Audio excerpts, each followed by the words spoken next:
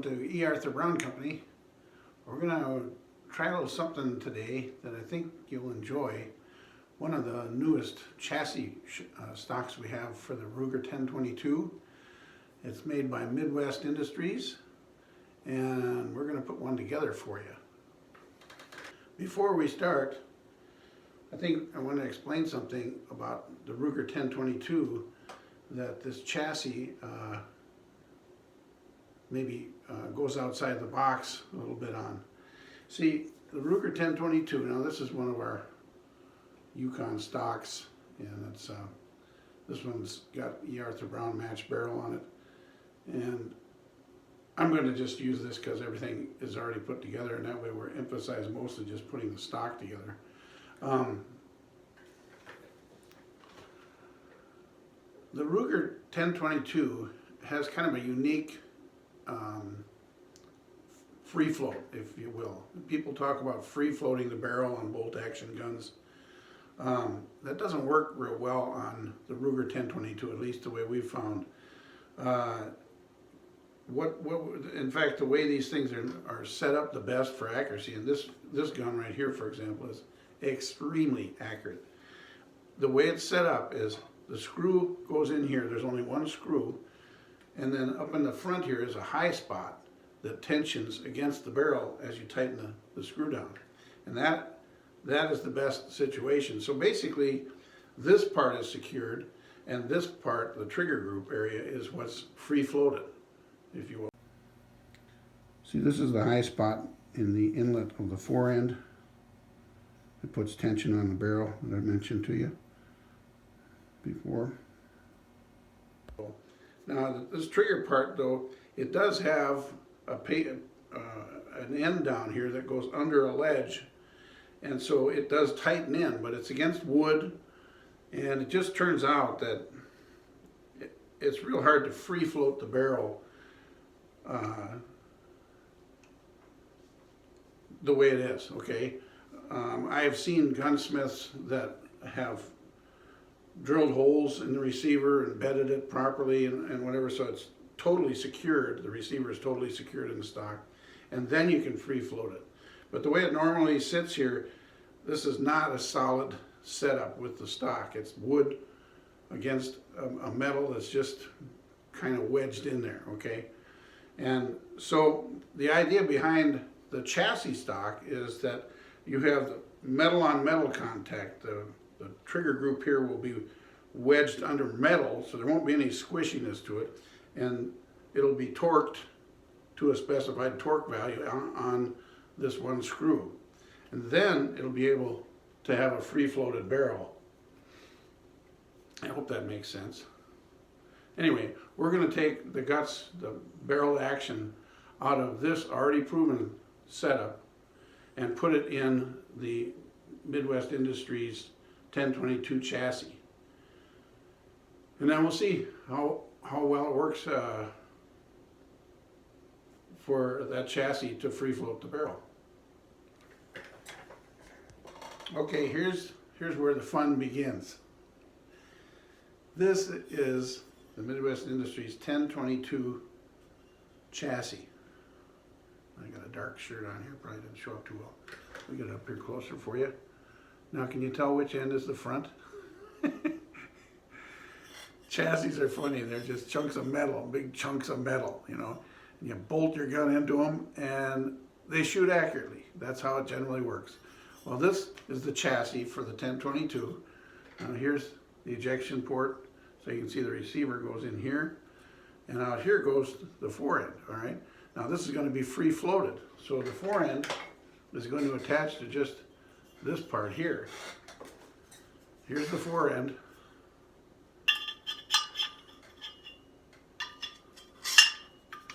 Now is it starting to look like a gun?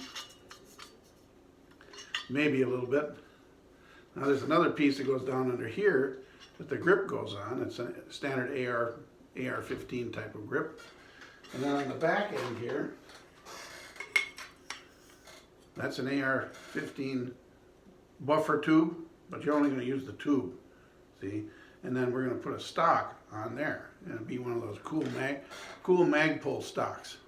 So that's what we're going to build out of this thing. I'm gonna come back this way so you can see it better. Now, the Ruger receiver will go right in here. The back side will go right under there, and then they'll tighten the screw down to tighten the rest of the receiver in here. I gotta remember I'm showing you this.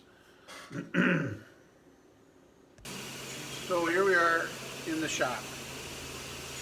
I've taken a couple of shortcuts here, holding on to this gun with a pair of soft jaws in the vise.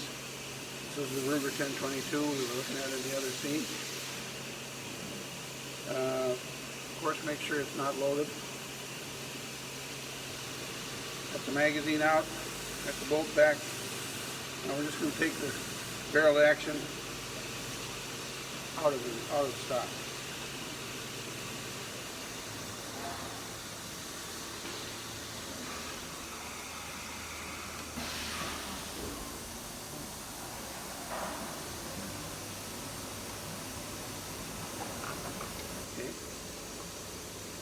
Now this is tightened in with that ledge we were talking about back here. And you're going to shift your safety halfway and just pull up until the stock comes up. Okay. Stock's off, set that aside. Now we have our barreled action.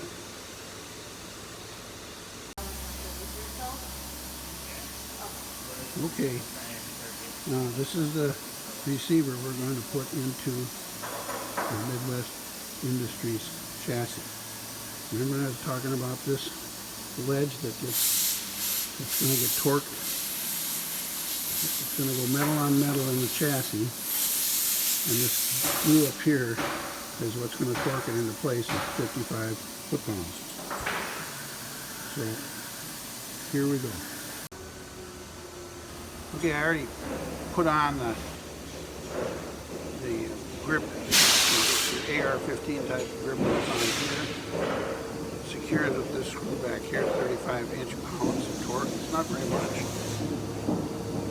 Anyway, so here's where the trigger guard, or this overhang right here is supposed to wedge into, all right? So here we're going to put her on there.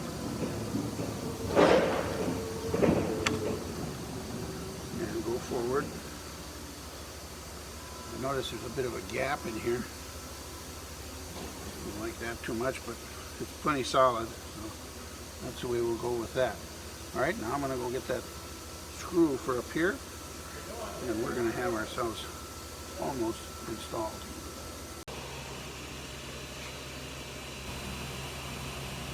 Okay, there's your torque wrench. This is where you set it in here. I'm going to set this for 55 foot-pounds.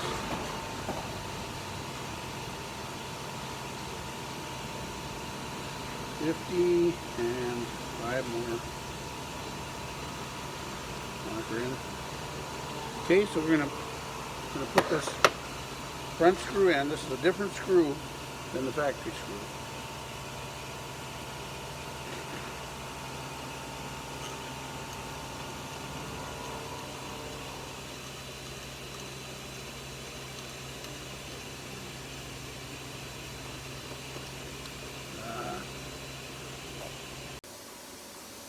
Okay, I'm having a little trouble getting this hole to line up with the receiver, and so it needs to go forward a little bit, and it looks like it has some room to do it. It's just not doing it, so I'm giving it a little bit of an urge here.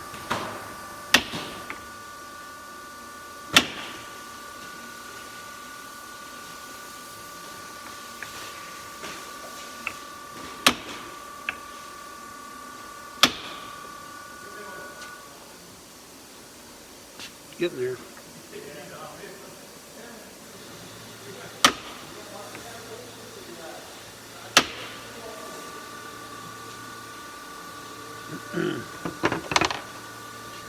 Let's try her again.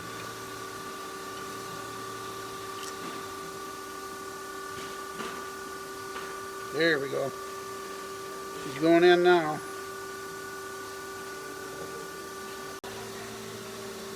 Okay, what I'm doing here is using the screw to cinch it down as far as it'll go. Use the screw to cinch it down as far as it'll go. And then I'll back it up and there we go. That's all the way. And I'll back it up and torque it to 55 inch-pounds. I want it to be just friction here. I want it to be nice torque.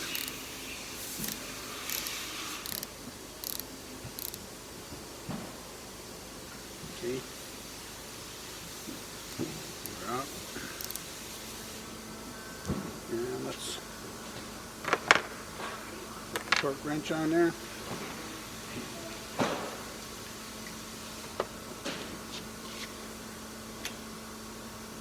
Here we go.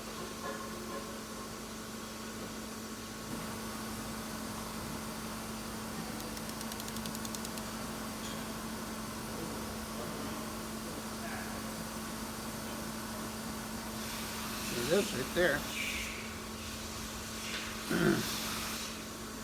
So the receiver's in there. Now we have a real strong wedging of the back of this trigger guard into solid metal of the receiver, and real tight fit up here and torque down to 55 inch-pounds here. Okay, next step is put the handguard on. Got a couple of nice screws for that on the sides. Here goes the handguard.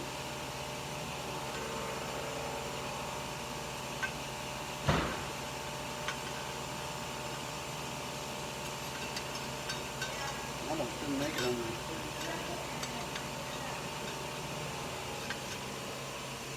Oops, upside down.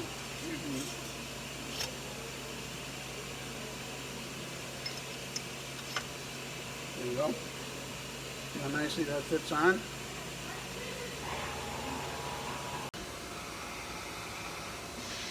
Okay, the handguard screws screw on the bottom. I said they were on the side before, but they actually go on the bottom into that extension of the chassis. And they also go to 55 inch-pounds. There we go. I've already got my wrench set for 55. Here we go.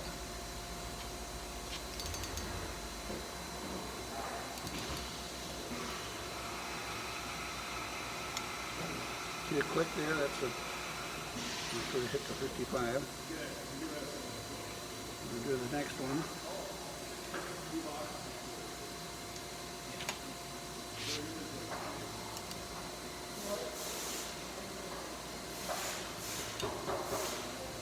On two. Okay.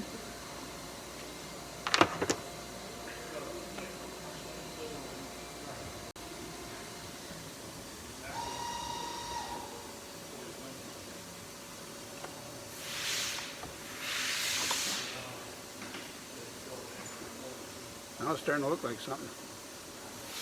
Pretty neat, huh? Okay. Next step coming up. Okay. Now for some fun. We'll put this PRS Generation 3 stock on here.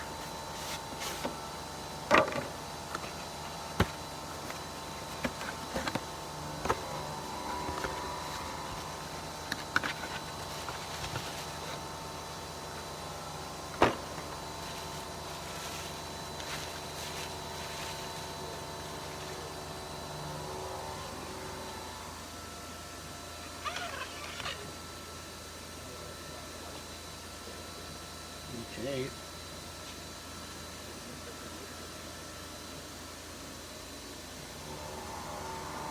It begins to look pretty cool.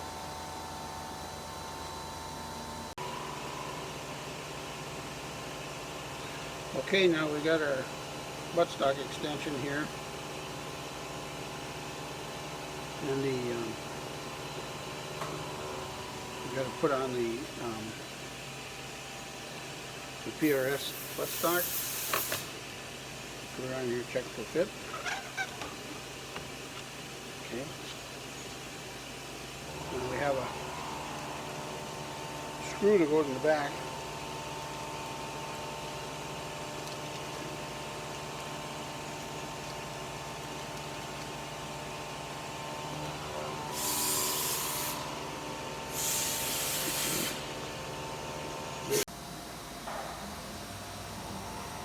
Okay, now I'm screwing the screw in the back of the buffer tube to secure the buttstock.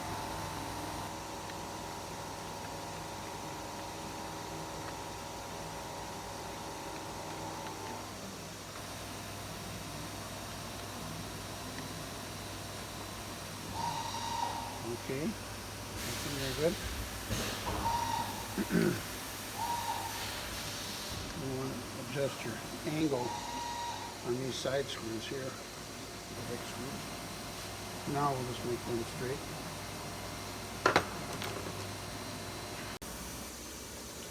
Okay, now last but not least, we put the grip on there. I chose a Hogue grip. The specification said to do not choose a beaver tail grip. I'm going to put this Hogue grip installed in there.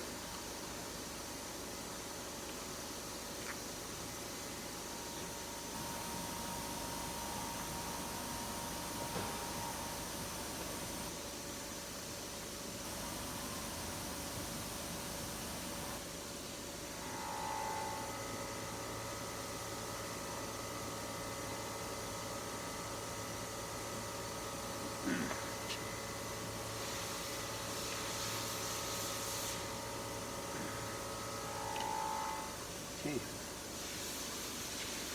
Pretty good.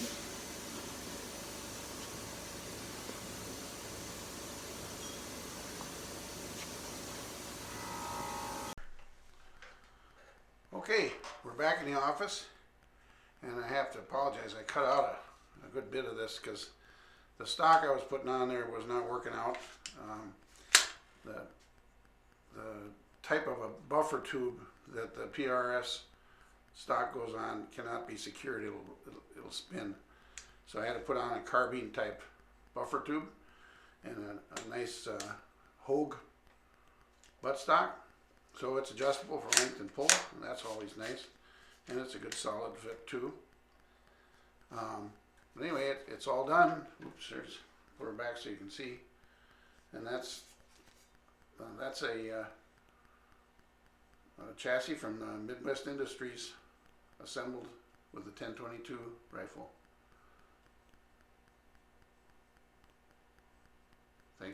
Thanks for watching.